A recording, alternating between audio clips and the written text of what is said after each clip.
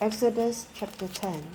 Then the Lord said to Moses, Go to Pharaoh, for I have hardened his heart and the hearts of his officials, so that I may perform these signs of mine among them.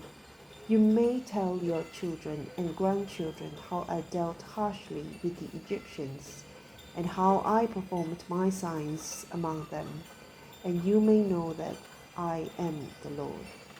So Moses and Aaron went to Pharaoh and said to him, This is what the Lord, the God of the Hebrews, says. How long will you refuse to humble yourself before me? Let my people go, so that they may worship me. If you refuse to let them go, I will bring locusts into your country tomorrow. They will cover the face of the ground so that it cannot be seen. They will devour what little you have left after the hail, including every tree that is growing in your fields.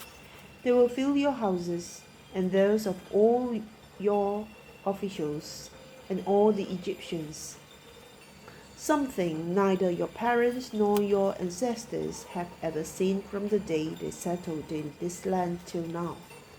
Then Moses turned and left Pharaoh. Pharaoh's officials said to him, How long will this man be a snare to us? Let the people go, so that they may worship the Lord their God. Do you not yet realize that Egypt is ruined? Then Moses and Aaron were brought back to Pharaoh. Go, worship the Lord your God, he said, but tell me who will be going.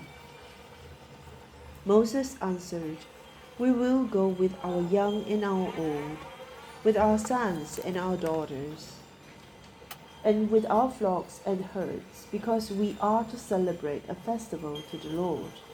Pharaoh said, The Lord be with you. If I let you go along with your women and children, clearly you are bent on evil. No, have only the men go and worship the Lord, since that's what you have been asking for. Then Moses and Aaron were driven out of Pharaoh's presence.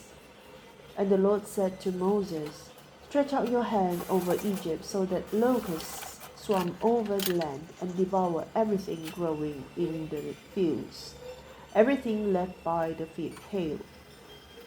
So Moses stretched out his staff over Egypt, and the Lord made an east wind blow across the land all that day and all that night.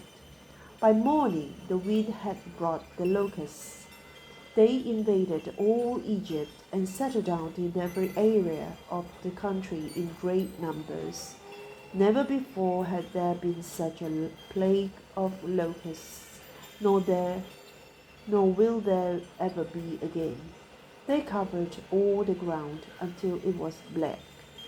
They devoured all that was left after the hail, everything growing in the fields and the fruit on the trees. Nothing green remained on tree or plant in all the land of Egypt.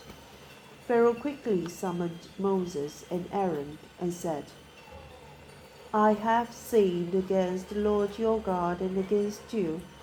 Now forgive my sin once more, and pray to the Lord your God to take this deadly plague away from me. Moses then left Pharaoh and prayed to the Lord, and the Lord changed the wind to a very strong west wind, which caught up the locusts and carried them into the Red Sea.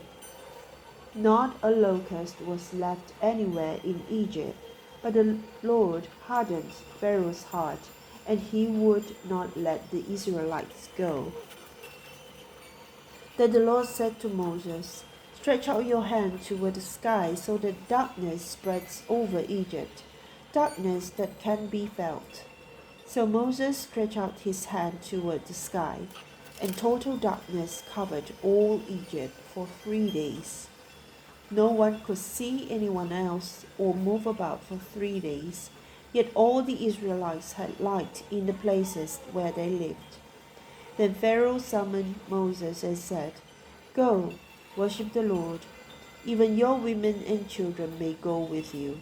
Only leave your flocks and herds behind. But Moses said, You must allow us to have sacrifices and burnt offerings to present to the Lord our God. Our livestock, too, must go with us. Not a hoof is to be left behind. We have to use some of them in worshiping the Lord our God, and until we get there, we will not know what we are to use to worship the Lord. But the Lord hardened Pharaoh's heart, and he was not willing to let them go. Pharaoh said to Moses, "Get out of my sight. Make sure you do not appear before me again. The day you see my face, you will die." "Just as you say," Moses replied, "I will never appear before you again."